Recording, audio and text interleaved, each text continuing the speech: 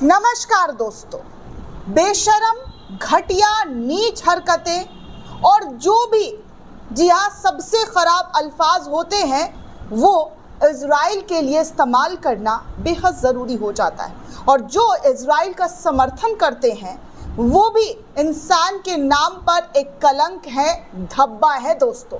क्योंकि जिस तरीके से इज़राइल की हरकत एक बार फिर से लोगों के सामने आई है, उसे सुनकर आपकी भी रूहें कांप जाएंगी। आप भी कहेंगे कि इज़राइल नहीं बल्कि एक शैतान है, नरभक्षी है, पिशाच है जो इस तरीके की हरकत कर रहा है। क्योंकि एक आम इंसान इस तरीके की हरकत नहीं कर सकता है दोस्तों। ये सिर्फ और सिर्फ शैतान कर सकता है, जहां पर लोगों को सीधे तौर पर टारगेट किया जा रहा है। उनके खाने, उनके भूख प्यास को हथियार बनाकर टारगेट करना कोई शैतान से कम नहीं है दोस्तों। अक्सर कहानियों में पिशाच, शैतान और नरभक्षियों के बारे में सुना था, लेकिन आज देख लिया है दोस्तों। आपको ये रिपोर्ट बताऊंगी और इस रिपोर्ट को सुनकर आप खुद दहल जाएंगे कि आखिर कोई ऐसा कैसे कर सकता है। हमास से जंग के बीच इज़राइल का एक बार फिर से कायराना हरकत निकलकर सामने आया है। ऐसा कायराना हरकत दोस्तों जिसे देखकर सुनकर हर कोई कहेगा अब बस कर दो, बस भी कर दो, क्योंकि जो किया है उसके लिए तो इस दुनिया में भले ही तुम्हें माफ़ी मिल जाए, लेकिन ऊपर वाला तमाम चीज़ें देख रहा है। दरअसल दोस्तों, गाज़ा के अंदर खाना बांटते समय फिर से गोलीबारी हुई, जिसमें 32 लोगों की जान जा चुकी है दोस्तों। 232 लोग बुरी तरीके से घायल हो गए हैं। अस्पतालों में जगह कम पड़ चुके हैं। इजरायली सेना पर ये तमाम आरोप लगाए गए हैं। दरअसल दोस्तों, दक्षिणी गाजा में रविवार को खाना बांटने के दौरान फिर से गोलीबारी हुई, जिसमें 32 फिलिस्तीन लोगों की जान चली गई। गाजा के सरकारी मीडिया ऑफिस का कहना है कि दक्षिण गाजा के रफा शहर में रविवार को एक सहायता वितरण केंद्र के पास इजरायली सेना ने गोलीबारी की है। इसमें 31 लोगों की मौत हो गई, वहीं 200 लोग बुरी तरीके से घायल हो गए। इसके अलावा मध्य गाजा के नेजरातिम कॉरिडोर में भी एक सहायता केंद्र पर गोलीबारी की गई है। इसमें एक फिलिस्तीन शख्स की मौत हो गई है, जबकि 32 लोग घायल हो गए हैं।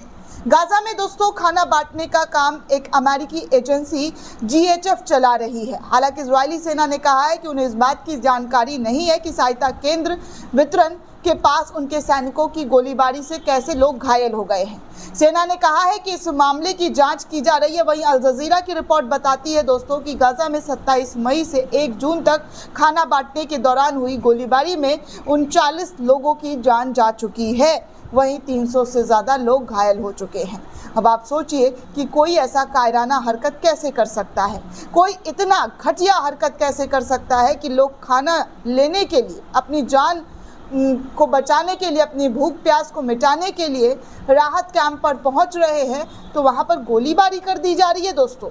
इस तरीके की घटिया हरकत कोई कैसे कर सकता है दोस्तों। मैं ये सोच करके भी कांप जा रही हूँ कि इस तरीके से युद्ध कोई कैसे लड़ सकता है, जहां पर आम लोगों को आम निर्दोष लोगों को निशाना बनाया जा रहा है, आम लोगों की जान ली जा रही है दोस्तों। इतने लोगों की जान इजराइल की सेना के हाथों ली जा चुकी है कि अब उसका हिसाब करना, जी हाँ, अब उसका हिसाब करना जो है वो लगता है कि क्या हिसाब किया जाए।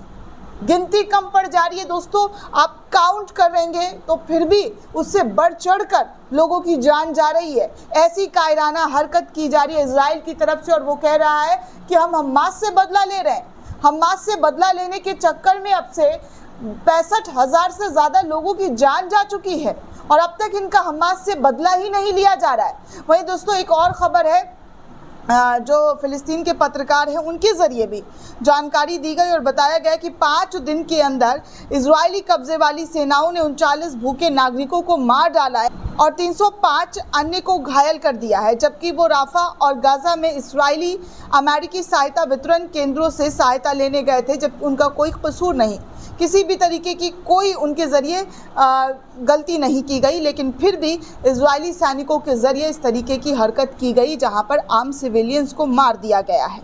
फिलिस्तीन के पत्रकार ने इस बात की जानकारी सोशल मीडिया पर डाली है दोस्तों। आप देख सकते हैं कि मुस्तसिम ए दलोल ने इस पूरी घटना को अपने सोशल मीडिया अकाउंट पर शेयर करते हुए बताया कि किस तरीके से गाज़ा में भूखे लोगों की जान जो है वो ली जा रही है। इतना कायराना हरकत किया जा रहा है दोस्तों, जिसको लेकर हर कोई अब इस्राइल से सवाल पूछ रहा है कि इस्राइल ने जो हरकत की है वो कितनी घटिया हरकत है। दोस्तों, इस पूरे रिपोर्ट को लेकर आपकी क्या राय है हमें कमेंट करके ज़रूर बताइएगा। साथ ही साथ चैनल को ज़्यादा से ज़्यादा लाइक, शेयर और सब्सक्राइब करना बिल्कुल भी ना भूलें। धन्यवाद दोस्तों।